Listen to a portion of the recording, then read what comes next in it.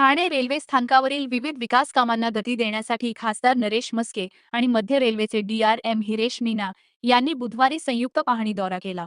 यावेळी सार्वजनिक स्वच्छतागृह, एक्सलेटर, पिण्याच्या पाण्याची सुविधा, वैद्यकीय कक्ष तसेच पावसाळापूर्व कामांचा आढावा घेण्यात आला। अपूर्ण कामे तातडीने पूर्ण करण्याचे आदेश DRM यांनी संबंधित अधिकाऱ्यांना दिले। ठाणे पूर्व पश्चिम मायक्रो टनेलचे काम पूर्ण झाल्याने पावसाळ्यात रुळांवर पाणी साचणार नसल्याचे सांगण्यात आले। तसेच मुलुंड दिशेकडील पादचारी पुलाला मंजुरी मिळाल्याने समाधान व्यक्त करण्यात आले। लवकरच ठाणे पूर्वेतील सॅटिस पुलावरून TMT वाहतूक सुरू होणार असल्याची माहिती खासदार म्हस्के यांनी दिली। डी-मार्टच्या CSR निधीतून सुरू असलेल्या स्वच्छतागृहाच्या कामातील दिरंगाईवर खासदारांनी नाराजी व्यक्त केली। प्लॅटफॉर्म क्रमांक 5 आणि 6 वरील सरकत्या जिन्यांचे काम तसेच 15 डब्यांच्या लोकलसाठी प्लॅटफॉर्म विस्ताराचे काम वेगाने पूर्ण करण्याच्या सूचना देण्यात आल्या। बैठकीत मोगली धरण नवी मुंबई महापालिकेकडे हस्तांतरित करण्याबाबतही चर्चा झाली। मी पहिल्या प्रथम हिरेश मीना जे DRM म्हणून या ठिकाणी काम पाहतायत, मी खास करून त्यांचं अभिनंदन करेल आणि आभार मानेल। यापूर्वीचे पण DRM आपण पाहिलेले आहे, परंतु फील्डवर उतरून स्वतः काम करणारे DRM म्हणून ते प्रसिद्ध आहेत। ते आल्यापासून बऱ्याचशा मागण्या आहेत, ठाणा स्टेशनच नाही तर अनेक स्टेशनच्या मागण्या, त्यांचं काम जोरामध्ये सुरू आहे। त्या दिवशी सुद्धा नवी मुंबई आणि सिडको यांच्यामध्ये जे समन्वय साधून नवी मुंबईतील स्टेशन रेल्वेने ताब्यात घेण्याचा जो काही निर्णय झालाय त्यांच्यामध्ये सुद्धा त्यांचा सिंहाचा वाटा आहे। अनेक छोटे मोठे विषय आहेत, तो काही तांत्रिक अडचणींमुळे त्याच्यामध्ये तो थोडं खूप स्लो चालू आहे। त्याचबरोबर पावसाळ्यापूर्वीची नालेसफाई असेल, 15 डब्यांचे जी काही गाड्या येणार आहेत त्यासाठी प्लॅटफॉर्मची लांबी वाढवणं गरजेचं आहे। बऱ्याच प्लॅटफॉर्मची लांबी वाढवण्याचं काम युद्ध पातळीवर सुरू आहे, परंतु रात्रीचे 1-2 तास त्यांना मिळतात, त्यामध्ये काम करावं लागतं। त्यामुळे त्या कामाला गती देण्याच्या दृष्टीने सुद्धा आज चर्चा झालेली आहे। त्याचबरोबर जो खूप मोठा प्रश्न आहे, जो पाण्याचे स्रोत आपण नेहमीच शोधत असतो आणि रेल्वेच्या ताब्यामध्ये इल्टनपाडा जो नवी मुंबई पारसी खिल मध्ये एक मोठं धरण आहे आणि ते नादुरुस्त आहे, रेल्वे वापरत नाही, ब्रिटिशकालीन धरण आहे। ते धरण नवी मुंबई महानगरपालिकेच्या ताब्यात द्यावं, जेणेकरून आजूबाजूच्या परिसरामध्ये पाण्याची समस्या दूर होईल।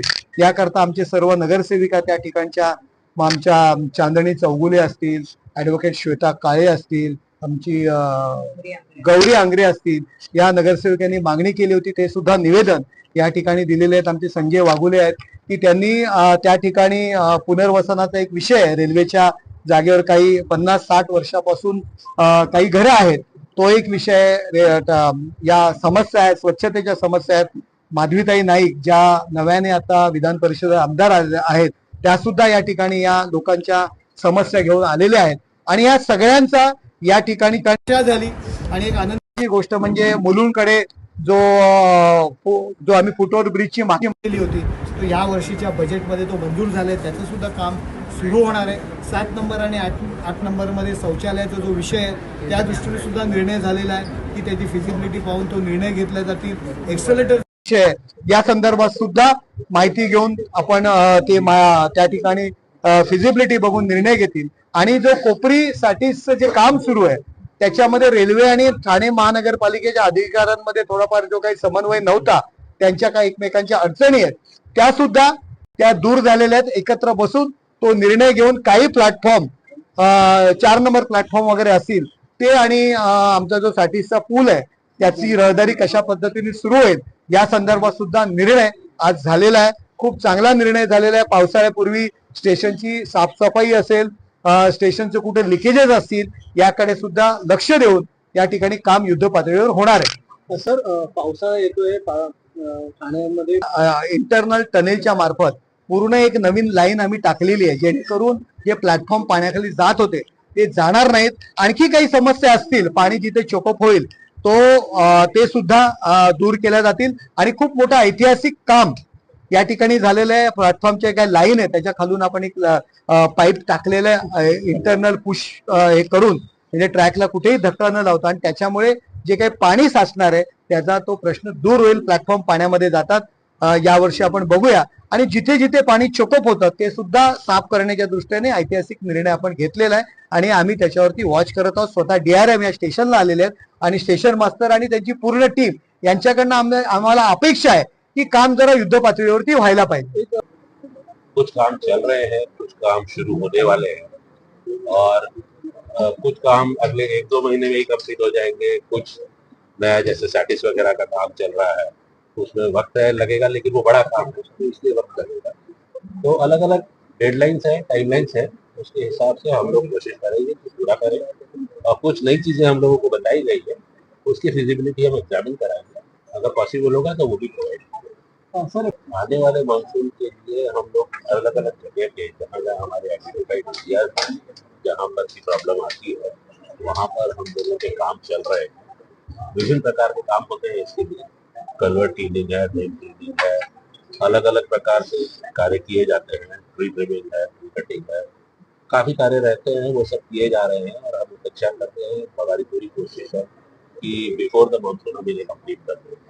हमारा कोऑर्डिनेशन काफी एजेंसी से भी चल रहा है, हमारे ऑफिसर सर से बात कर रहे हैं, तो वी आर एक्सपेक्टिंग कि सारा काम करते हैं. ये पंक्चुअलिटी आपने जो पंक्चुअलिटी की जो बात बताई है, पंक्चुअलिटी के इश्यूज अभी बीच में आते हैं. अभी थोड़ा जो आपने बताया कुछ पीरियड से थोड़े इश्यूज ज्यादा आ रहे हैं, कुछ वर्क्स भी चल रहे हैं, जो नए कार्य हम लोग कर रहे हैं उसके कारण भी थोड़ा कंजेशन हो जाता है. और कुछ गाड़ियां जब लेट आती हैं तो उसकी वजह से भी यहाँ पे प्रॉब्लम आती है.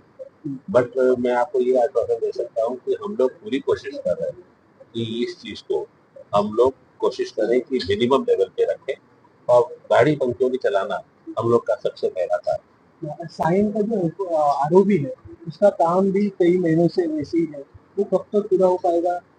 साइड का आरोपी का काम तो अभी चल रहा है, उसका एग्जैक्ट डेडलाइन मुझे देखना पड़ेगा क्या है. मैं एक बार देख के आपको फिर बात करने करूँगा.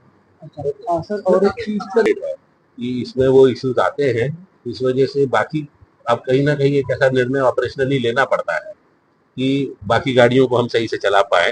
तो इसीलिए कभी कभी ये सिचुएशन आती है जिसमें कि गाड़ियाँ यहाँ पर भी तैरती हैं. रूट कवर जो है अभी बारिश आने वाली थी, रूट कवर के भी कई सारे जगह पे आपके अब तक रूट कवर पूरी तरीके से नहीं है, तो कब तक कंप्लीट होगा? कोशिश यही की जा रही है कि जहाँ जहाँ पर भी इस इशू को नोटिस किया गया है, कुछ वर्क्स चेंज के चल रहे हैं. पुराना था, रस्टेड था, उसको चेंज करना था, वो सारे काम चल रहे हैं और हम लोग एक्सपेक्ट कर रहे हैं कि नेक्स्ट 8 से 10 दिन में हम इन्हें कंप्लीट करें.